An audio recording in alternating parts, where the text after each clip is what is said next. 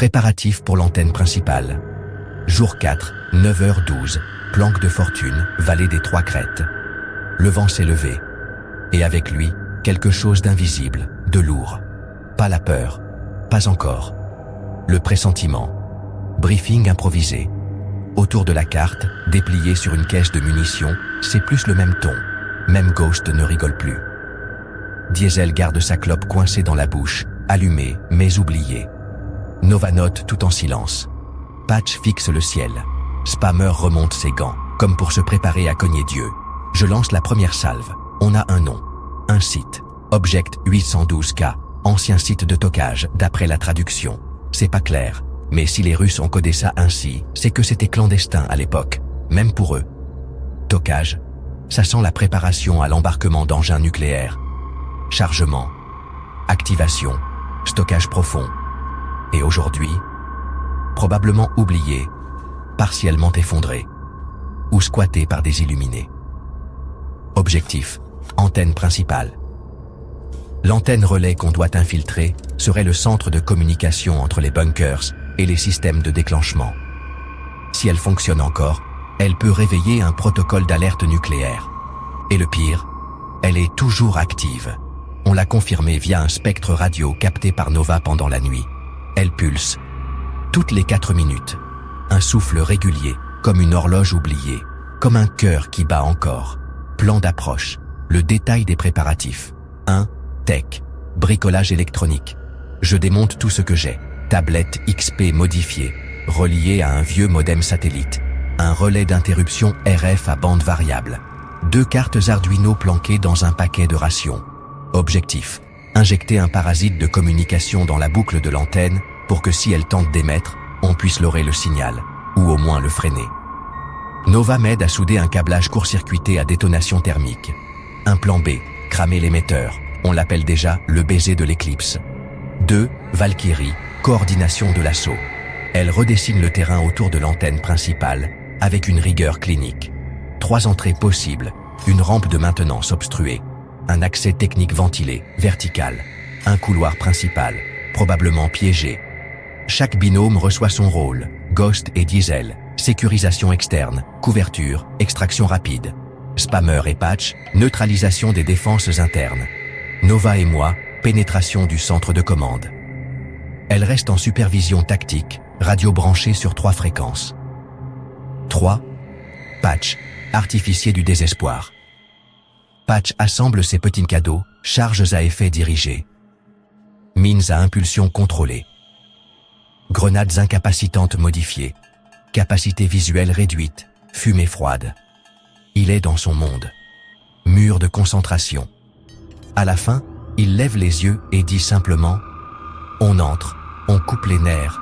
Si ça gueule, c'est que j'ai raté. » 4. Spammer, maître du chaos numérique. Il dresse une tour improvisée avec une antenne bidouillée et un vieux micro-ondes. C'est son brouilleur maison. Nom de code, Tinnitus. Une saloperie à large spectre qui rendra tout canal audio inutilisable dans un rayon de 40 mètres pendant exactement 9 minutes. Assez pour semer la panique, pas assez pour foutre en l'air ton scan, tech. L'instant avant.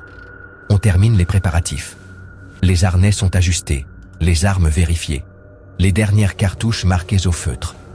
Je glisse dans ma poche la 3e clé USB, celle qui n'a pas encore parlé, mais je sais qu'elle le fera. Dans ce bunker, devant cette antenne, peut-être quand il sera trop tard. Nova pose sa main sur mon épaule. Elle me fixe droit dans les yeux. On a tous une dette envers le monde. Ce matin, c'est nous qui payons. Je souffle. Le vent a tourné. 7h59. Top départ dans 60 secondes. Objectif.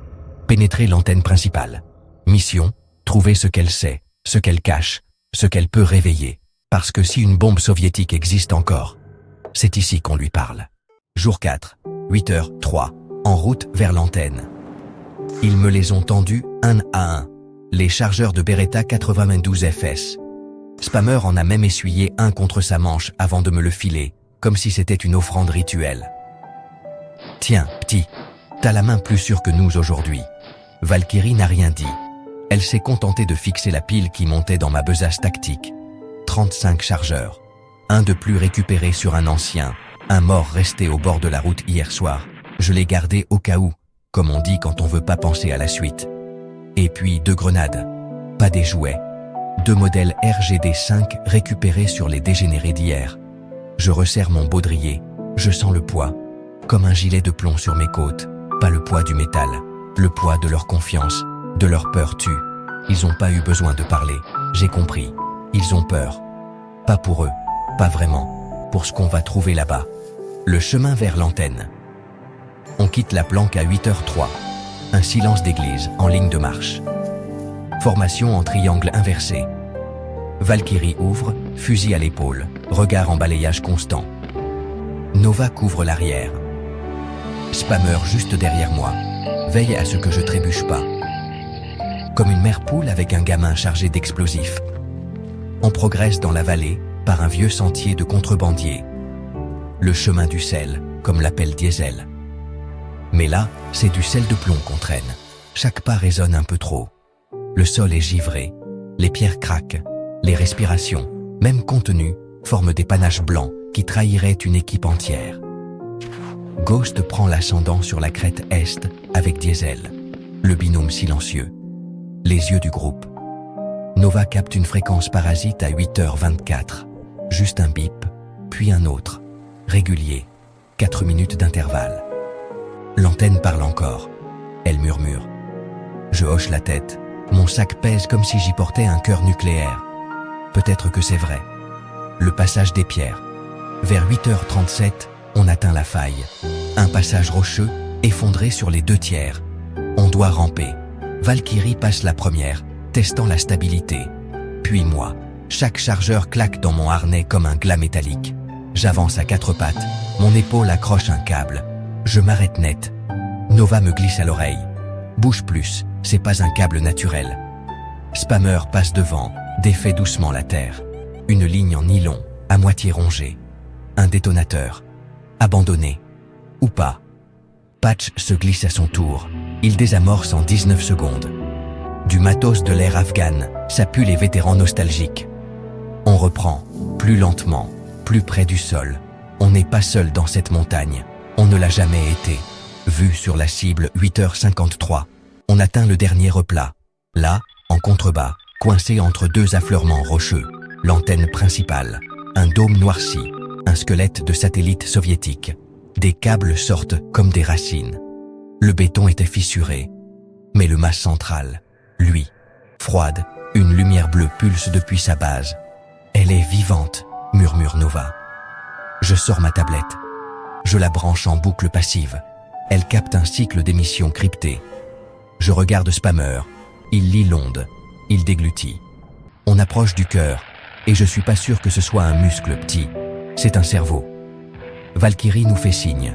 On se déploie. Prise périphérique. 3 entrées, mais une seule chance de rester vivant. Il est 8h59. On attaque dans 1 minute. Et moi, j'ai jamais été aussi lourd. De chargeur, de peur, d'humanité.